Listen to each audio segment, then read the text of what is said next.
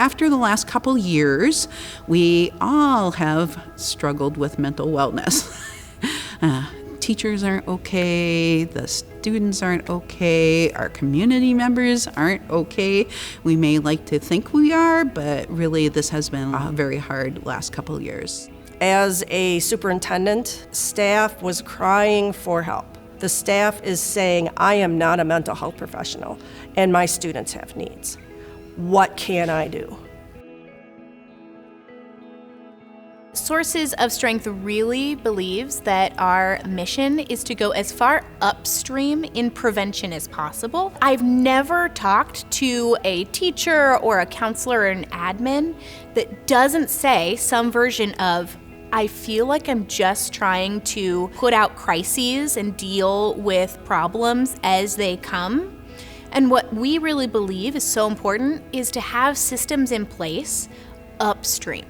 Before things get to a crisis moment, how can we learn about and practice resilience and build those muscles so that when stressful times come, whether that's really big events or smaller everyday events, how can we respond to those with strength? It's hard to teach or talk about wellness if we're not practicing it ourselves.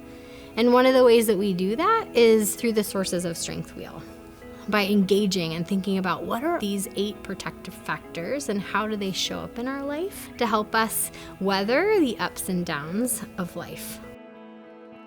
As we think about the span of ages, and not just young people, but adults, the power of Sources of Strength now being a comprehensive K-12 upstream prevention program is really powerful. The SEL, social emotional learning, has really taken off in the last couple of years, and this is only my 3rd year as an administrator. In this role, I see the importance of it. I see that it needs to happen. Learning these techniques and this curriculum is going to give us at River Ridge a great opportunity to prepare our kids for issues that arise for them. It feels really promising. A lot of efforts are scattered right now, and I know people are doing the best they can, but I think we really have an opportunity with Sources of Strength to connect people who want to do this upstream work, want to build protective factors in youth, pool resources, and make a bigger investment earlier on so that we're saving a lot of time, energy, and money later on when people end up in crisis because they don't have those protective factors. A lot of schools and a lot of institutions end up becoming very closed because of the fact that we either focus only on our students or the specific group of people, or sometimes even within districts, we only focus on our building. I only ever communicate with people who are in my high school on a daily basis.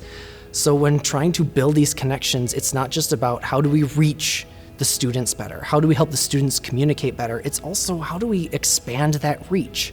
How do we reach out to our larger community? How do we reach out to everyone that's involved in our community? As our community continues to grow, there's ripples throughout our state where when kids get to colleges and they meet other people, what they're finding is a common language because they've experienced a strength-based approach in middle schools and high schools, and then they're meeting again in colleges in new areas, and they're able to continue the conversations. As a mental health provider, I am super excited to equip not only young brains, but help older brains change and relearn this curriculum and how they can be stronger in these really simple areas of our life. Sources of Strength is an all-around curriculum. It hits all of the different learning styles, the kinesthetic piece, and the games, going out and being silly.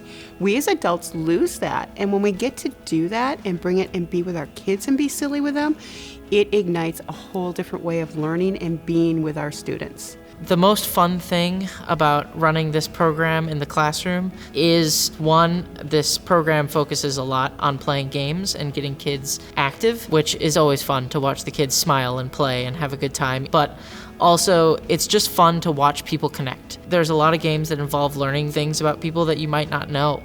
And there are many moments where that kid has the, oh, you do that too? That's awesome. And then you spark a new friendship, which is truly something magical to watch. As we move forward in wellness and in upstream prevention, we have found some obstacles in implementation.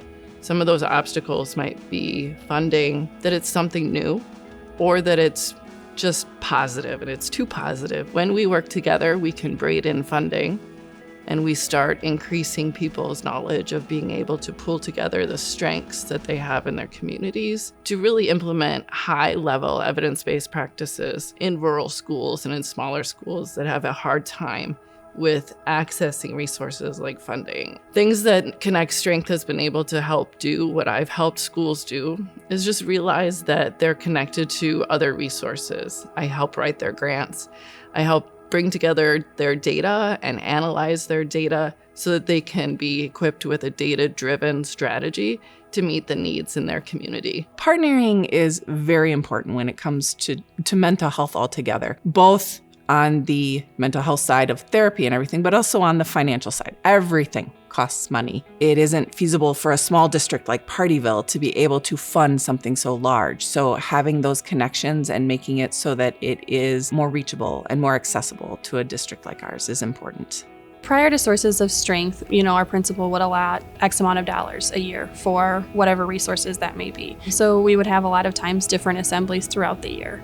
And that was kind of the extent of what we had. And with Connect Strength, we're able to, through a lot of grant funding, provide opportunities, training opportunities for students, training opportunities for staff. We have a lot of staff that are really interested in being involved in Sources. Being able to provide that to our younger children all the way up through middle and high school is a really neat opportunity with that universal language with our staff.